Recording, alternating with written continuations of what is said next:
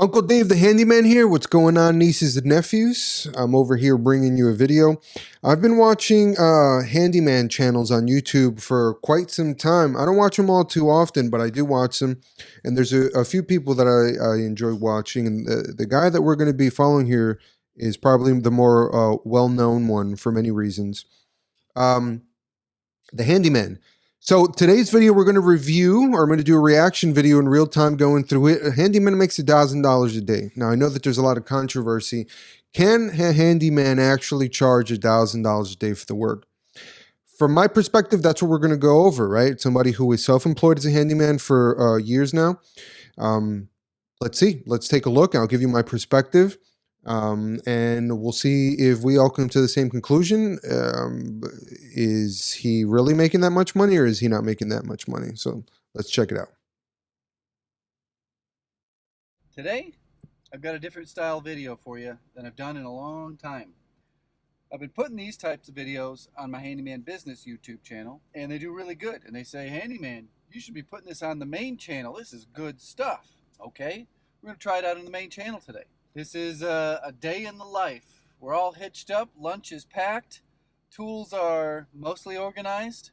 For those of you that are curious, the first stop is 13 miles away. It's going to take me 24 minutes. It's lit up. That's pretty average. 20 minutes, 30 minutes. That's pretty average from one place to another. So yeah, 24-minute drive to the first stop. Ring the doorbell. Knocked again. Nobody's answering. Guys, if the property is not occupied by the owner, or you're working for a property manager, meaning you're being sent to a location where a tenant is living, is occupying that property, always, always, always ask for the tenant's contact information. And if there's more than one person in the house, try to get both. So husband, wife, boyfriend, girlfriend, whatever the case is. And always send them a message before you go out there. Don't go out there, then you knock, somebody's not home. They forgot you were coming, so they're home, but they don't want to open the door. Whatever the case is, you're going to waste your time. So always, always contact the tenant directly as well.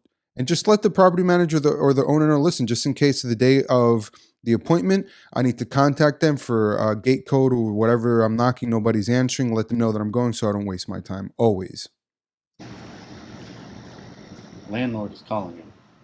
Today's video is sponsored by the WD-40 company. Now, a lot of you know that I drive a pickup truck and I transport my tools with a tool trailer. Because the new truck is so much higher off the ground, I had to get myself a new drop-down hitch system. It's kind of expensive, wanted to protect it. What I'm going to be doing is using the WD-40 Specialist True Multi-Purpose Grease to lube up the ball. The ball and the hitch. You gotta lube up that ball.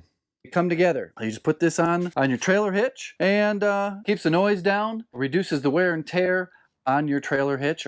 You should always have some lube on your truck, some grease, whether it's WD-40 or some other one. I personally have never used this. Got to pay some bills, handyman. Good for you, brother. But that clickety clank when that ball gets dry and you're turning or whatever, and there's always like a clack, clack, clack. I always start to get paranoid. Is that my brakes? Is that my something suspension crackling or something? So always lube that ball up. On your ball.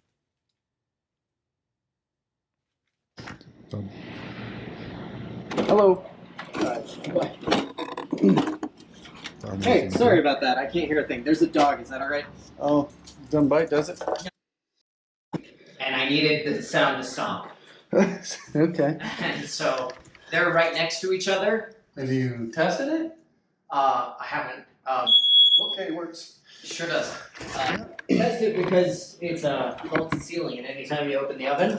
Oh, so it goes off a lot. All right, well that's it. Yeah, that's all I need. Thank you so much. All right, have a good day. You too. See ya. Goodbye. Tough job. Okay, so that was like a 2-minute job. Cool. I love those. Somebody's got to do it though, right? Someone's got to do this stuff. All right. I know a lot of you are in disbelief, coming out of your seats, yelling and screaming. You can't believe it. You can't believe it. Well, believe it. Now, my day is not going to be that easy. It's going to get progressively worse and worse. So it is exactly 30 minutes since I left my house, and I've made my first $125. Now, I got to go to a landlord's house, pick up a garbage disposal. Okay, so before we get on to his next job, you drive 24, 25, 30 minutes, 10 minutes, whatever the case is. You drive over there because there is a need. Something is wrong at the property that needs to be fixed, and it needs to be fixed now, and it needs to be fixed correctly so that there's no issue. You have to come back. You get out there, and it's as simple as plugging something in and testing it. Do you charge for that? How much do you charge for that? Yeah, absolutely you charge for that. Your time is valuable. My time is valuable. How valuable? Well, that's up to you. $125? Absolutely. For me to go out there and fix something like that, that's pretty silly. Easy money, honestly, sometimes it's even annoying, but yeah, $125, absolutely. Go to a rental house and install the garbage disposal. Hopefully it's a direct swap. Okay. See, this is where things will start to get interesting. And they Never won't go direct swap. as smoothly as, putting in a smoke detector. The jobs that you think are going to be the smoothest are the ones that bite you in the ass. The ones that you think are going to bite you in the ass turn out to be smooth. Whatever reason, that's just the way it works. I don't know why. I didn't even have to change the battery. Just had to plug it in, put it up, and turn it. All right, here we go. I had to park a little ways down the road. Anybody want to take some trailer, you can bets? never find parking. Did they clean out underneath their sink? Nope. Is there a rat underneath the sink? Probably. There is. But there's mouse. Probably. And you know what else? Dead roaches. Oh.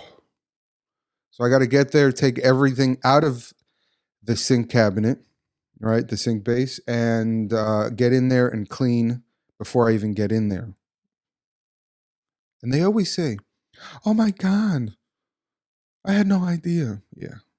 You never seen roaches running around, right? The nastiness under there. We'll find out. There's a bucket under there right now holding everything. Anyway, you can clean all that right out? Yeah, I can take it all out. Okay, so he asked her to take it out. Oh, so it's I don't even ask. Yeah, there's a crack in the bottom. Tired of asking, I just do it myself. Sometimes I'll even just leave it out. Looks like some. Oh boy. Hey there, buddy. Sometimes. Most of the time I put it takes back. a while to start leaking, but then it does. Because I was only noticing it when I would do a lot of dishes. So there's a leak also. Oh. Metal plumbing. Always rusted. That's going to be a pain. Usually when you have these metal pipes, everything is corroded and disintegrates when you try to mess with it. Okay, it looks like a badger. The one he brought in is not a badger. So there may be some fitment issues here.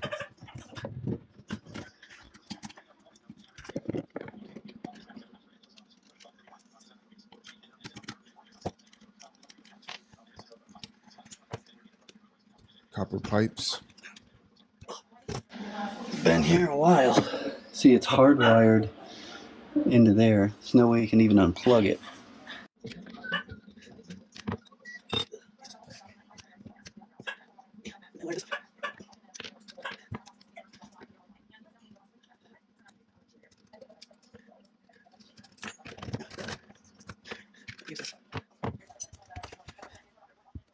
Not a badger.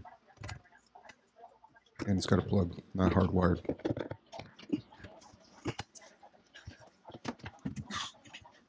Okay, looks like it's going to fit pretty well.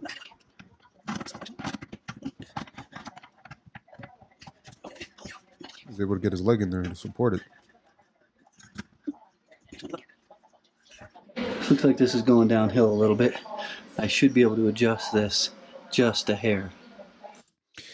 If it's tilting downhill towards the actual trash compactor, it's going to back up into the sink. That's why he needs to reverse the angle.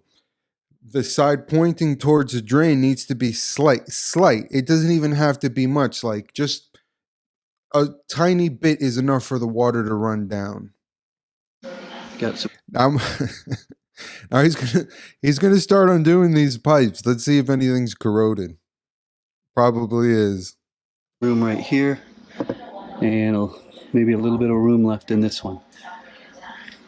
I am gonna have to put an outlet in here to take this apart That's another charge right there. and turn this into a switched outlet so that this can get plugged in.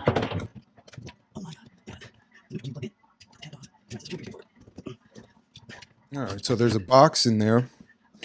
There's a gang box in there, which is pretty cool. Usually it's just a cable going right through the drywall. So if you don't have a remodel box on the truck, always have remodel boxes. Always have outlets, GFIs or standard outlets. Man, you get a box of 10 at Home Depot for I think like 40 or 50 bucks, which is way cheaper than buying them individually, man. Keep them on there. Keep plates, right? The wall plates to cover them with double one for GFIs.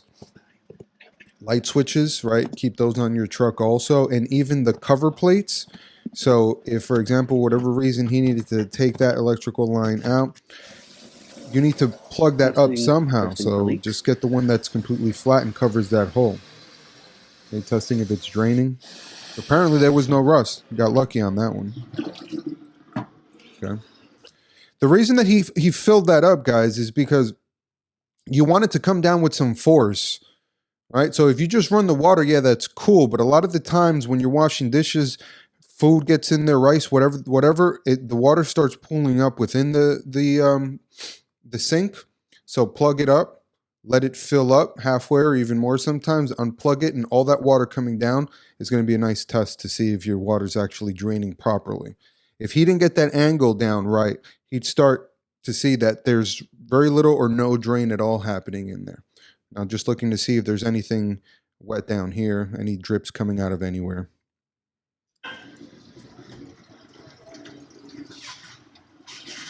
All right, no leaks on that side. That's the compactor and doing the same thing there. Looking for leaks. Okay, so he did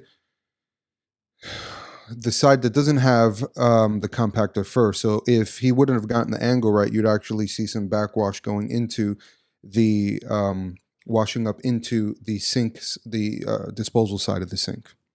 Here, looking for leaks here.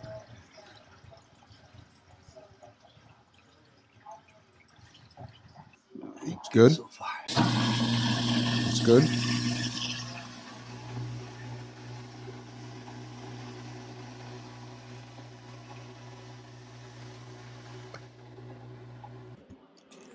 All right, he's on his way up.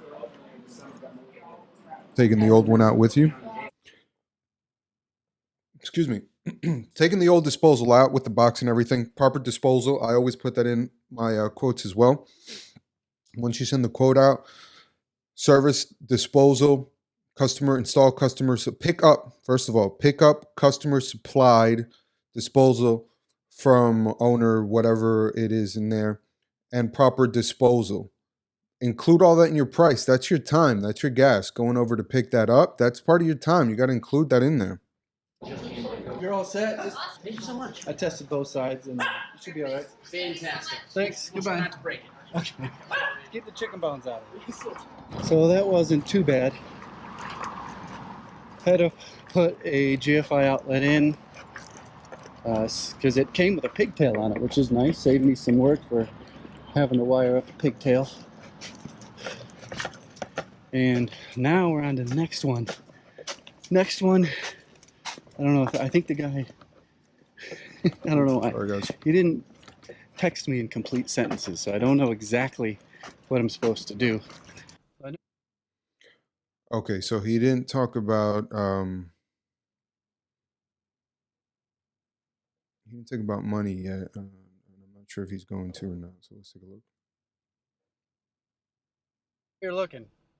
Where can you get an awesome hat and a sweet, cool WD-40 and pimping your own merchandise. with all these tools on it? Get it. Well, it's the handyman.store. There'll be a link across the screen. It'll be linked down in the description. Had both this shirt and this hat for a while. They're holding up good. especially the hat. This is real high quality hat. Got a lot of sweat stains built into it. The shirts run a little on the small side once they shrink. I think they're 50-50, but they are quite comfortable. Very soft, supple. Not those nasty, really, really cheap ones that are like scratchy and stiff. They're not those. Okay, let's get the pepper spray ready. Hopefully you're not getting bored yet. Stay with me. Pepper spray. Got some interesting stuff Right, coming Ariel? your way. Some electrical work. I think tile work. I even think I got to trim some trees, but it's in broken English, so I really don't know. All right, so those are always fun. He's going to a property where he really doesn't know what's needed. So this is most likely handled by a property manager. Property managers will just get a call from a tenant and they'll say, all right, I'm going to send my guys. Dave, there's a bunch of stuff that needs to get done over there. I think it's A, B, C, and D. You go with whatever information it is that you have, be prepared for anything. You'd never know what you're going to encounter. Right now, he didn't talk about money for the disposal. So it says $1,000 a day. Now that's the point of this. Is that possible? So he already made $125 for the smoke detector. Okay, so what about the disposal? Disposal had to go pick up the disposal. Then he had to go install it. He had to adjust some of the plumbing lines. All right, $150, $175 right there. All right, I had to go pick that up. So let's say 175, 150 if I didn't have to pick it up. That includes proper disposal of the old disposal. Proper disposal of the old disposal. So what does that mean? Don't just dump it somewhere, right? Really throw it out, get rid of it properly, right? Put it on junk day. I mean, that's how it works over here. I don't put it in my regular trash. On Mondays, they come and pick up junk, literally junk, whatever we have outside in the front. And, that's when they take it. Sometimes I got to make a run to the dump anyway. So I dump it out over there. So let's call it 175 for the disposal. And he also had to install a GFI. Okay. Now, let's call that $100 right there for the GFI also. Okay. So that's $275 plus the $125. Exactly what I'm supposed to do here. Well, one of my most successful videos was filmed here a couple years ago. And I don't want to jinx myself, but I think I might get lucky again. This fence post here is supposed to get repaired. So what that means is I'm just going to screw it to the side of the house. Okay, when they tell you they want to repair it, that means that I don't want to spend the money on getting it done properly. I want you to fix it the best you can with what's there. Now, here's another debate that comes up when it comes to this type of work.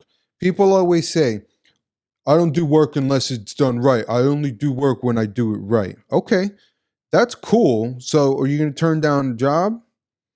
Are you going to tell the customer that they're wrong? Now, listen, you may get out there and see that, yeah, for sure, this is not going to work, in which case you need a new post, right? You need a new pressure treated post. And tell them that, see if they want to do it or not. That's up to them. If they still insist on doing a repair, I'm letting them know, hey, listen, I can't warranty this. I'm going to do it as best as I can, but I can't promise that it's going to last any amount of time. So if I come back out here, we're going to have to replace it, and that's another charge. Now, I only do stuff if it's done right. Okay. There's doing things right, and then there's doing things right for the given need of the moment. So as a property manager or as a homeowner that has an investment property, there is a difference between those two things.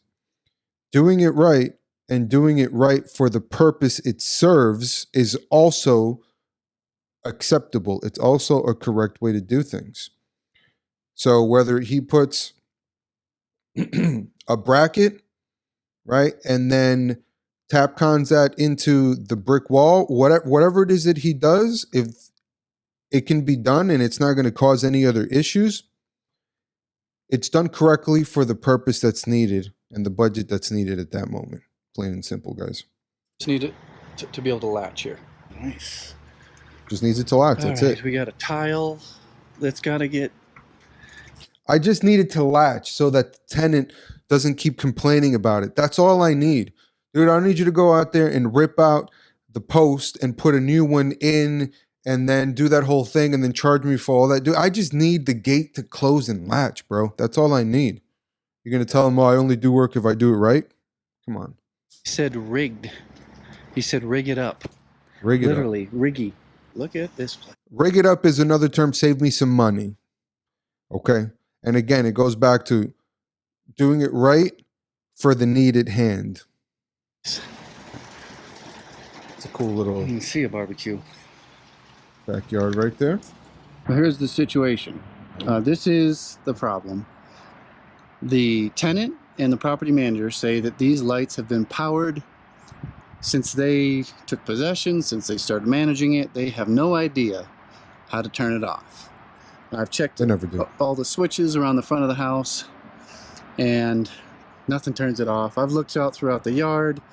There is an outlet right there, a GFI outlet right here. Probably causing an And issue.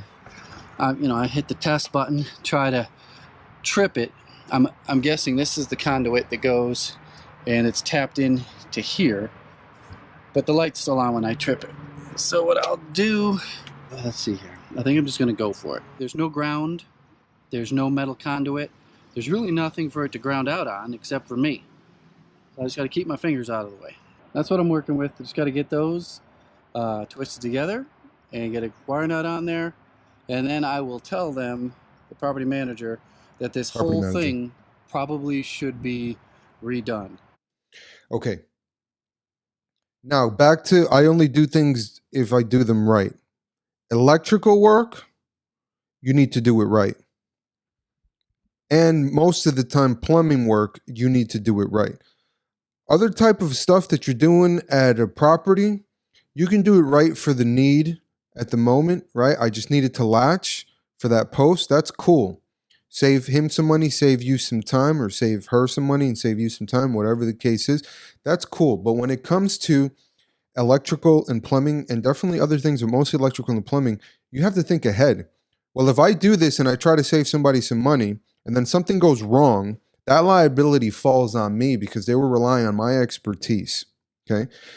If you have a good standing relationship with your property owner or your property manager, they trust what you say. Whatever your suggestion is, they trust that. So if you say, okay, I'll figure it out. But then I call them and I say, hey, listen, I finished up that job, but that wiring, that needs to be redone. Right? It's a liability to do it any other way. That's all you need to say. Don't go into any long explanations. Leave it at that. Got to think of the future. Electrical problems and plumbing problems, the reason that you can't take shortcuts most of the time is because, let's say, to charge $100 to jury rig something like that, and if it goes wrong, it can cause thousands and thousands and thousands of dollars in damage, or even maybe somebody's life. Don't play with that. There are certain things where you have to say, I only do them if they can be done right. And be okay with walking away from it otherwise. If they insist, no, come on, Dave. Not doing it. Not for electrical or for other things, not doing it. From the light fixture wires, these teeny tiny little short things coming out, to this conduit that is cracked in several areas. That looks like a water. I showed you the junction on the other side, right over there, that's all messed up too. But today, we're just getting this light hooked up. And they can decide if they want to have this all gutted and redone at a later date. Lights on. For more money. Cake. You wouldn't believe how many people came and looked at this and couldn't figure it out. It's strange. So this one here, we're not replacing this. I'm not digging a hole. I'm not moving these giant flagstones, digging this out. What I'm doing is I got to figure out a way to fasten this to this wall. He doesn't want to do all that. I wouldn't want to do all that. And the customer doesn't want to pay for all that. People always ask me, Handyman, when you build fences, why do you use screws instead of nails? It's so much easier using nails. This is why. Nails always come After out. a couple years, Sometime sooner. they come loose. And they get looser and looser. And this fence has actually been somewhat taken care of. At least For those fence pickets to be moving that much, and you can see that a lot of them are moving that way, and the condition of the actual fence itself, yeah, it's been pretty well taken care of. It looks like it's been painted. Paint does make the fence last a lot longer. I put some stain on it. See, this one's coming out. These ones are coming out. This whole thing coming loose. Paint or rust? Because I saw like Literally pound those in with your white hand. on that side. All right, so he's going directly in. Number 4 is a little hot for this, but I have my. So he's shooting a nail directly into the block wall with a ramjet. That's cool. Drill depth set correctly for the right amount of countersink you get with number 4s. What's number 4? Number 4s is the strength of the shot. It's a 22 caliber shell in there, and they come color coded for different strings. So it's the powder. It's kind of like grains for bullets. The higher the grain, the more power it shoots. These are little shots. The Walt. Fire in the hole.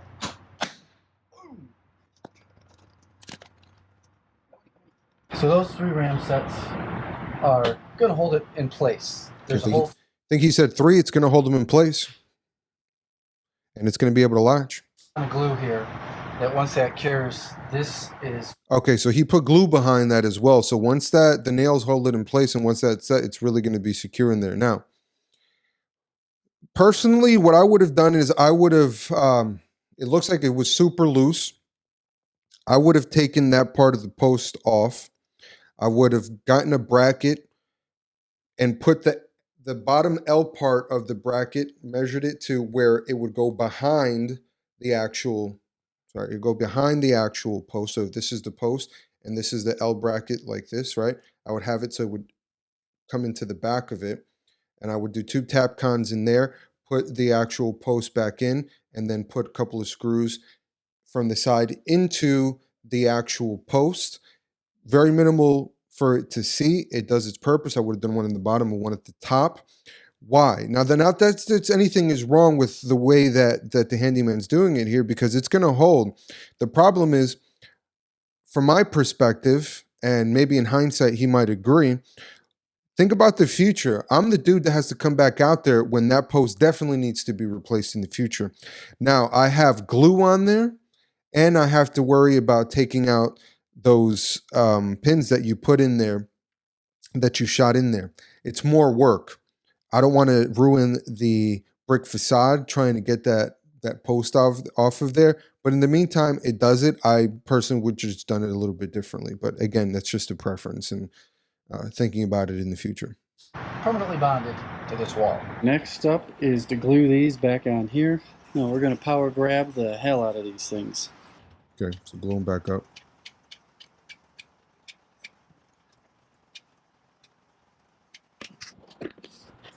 So, by the way, for that post,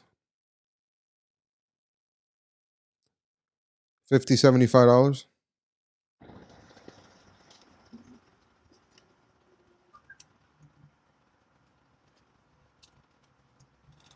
Okay, hold them in place.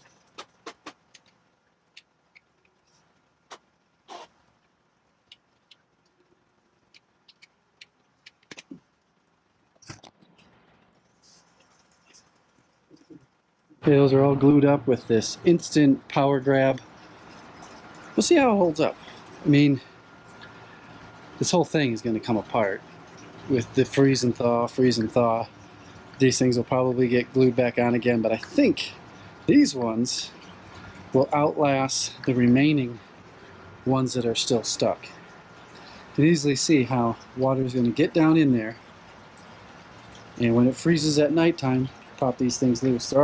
They're already loose, but even if you caulk the top of that seam so that the travertine is a little bit more protected on that front edge, the moisture from the hot and the cold, the expansion and contraction is going to cause everything else to start failing eventually, just like those 3 pieces that he put there.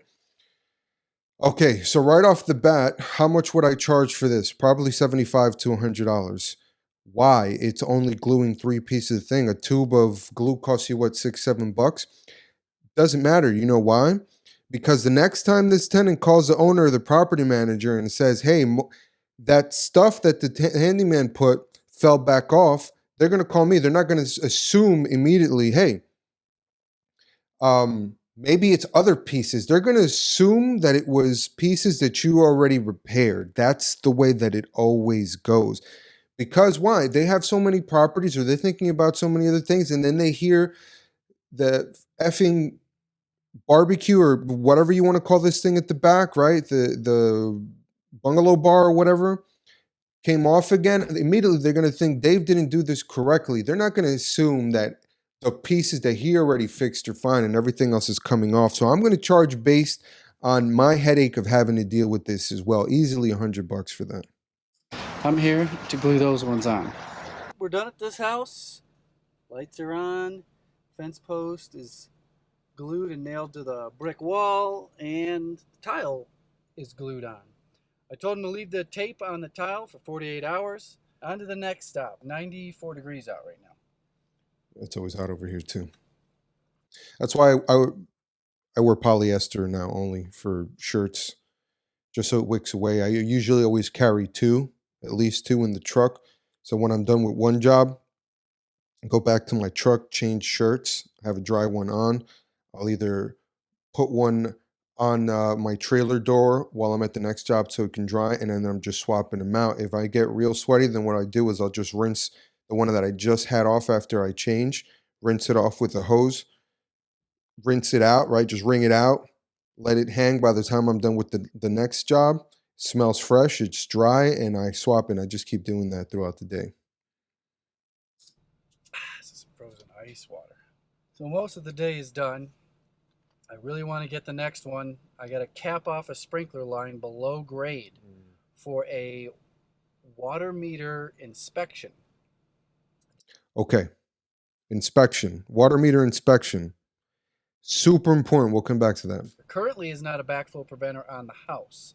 Okay.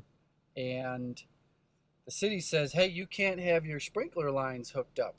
And keep in mind, this isn't a standard sprinkler system. It just has one of those little digital clocks screwed on to the faucet, the hose spigot. The hose, baby. And that is connected to some sprinklers that are underground. It does the job. Is it supposed to be that way? No. If it was above ground, just connected to a hose, I think they would pass it. What they want me to do, cut, cap, take some pictures, and then that's it. Oh, and after the inspection, they may or may not be calling me to come back to rehook it back up. Okay, here's the situation. So immediately, right, we go back to think of, am I going to be the dude, and probably the people that I do work for, I'm the only person that does work for them. Am I going to be the one that comes back out here to put it back, repair it again, or repair it properly in the future because we just need it to work right now? We'll come back to the inspection part. This here is technically not legal. That's the sprinkler line coming out, going into this simple sprinkler clock and connect. And it's going right into the bush, literally right next to the bush where all those roots can be causing issues in there. To the hose spigot. So what I have to do, I guess I'm going to pull this edging and dig down. I have to take pictures of this capped off below the ground. What I might do, just dig here forward, cut it here, fold it down so it looks like it's in a hole, and then disconnect this. Get to digging.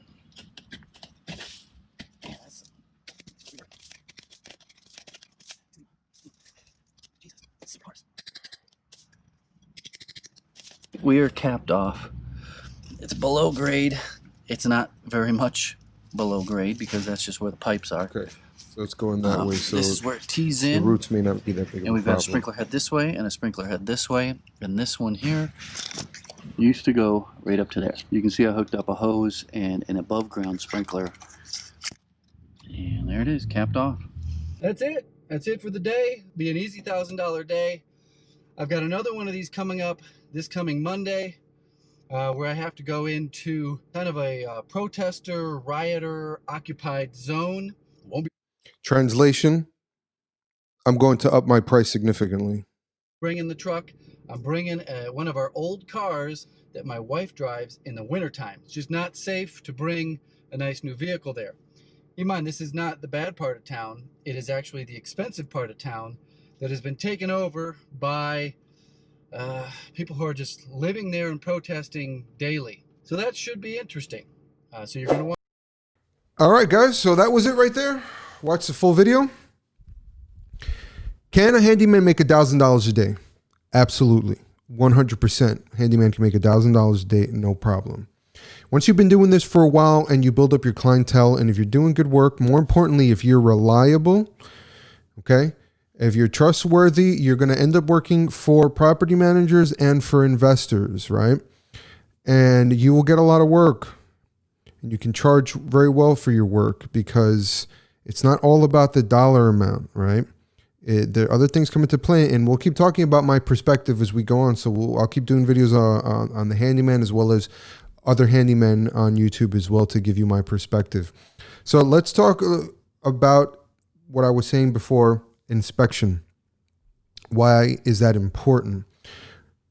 Price. More importantly, money.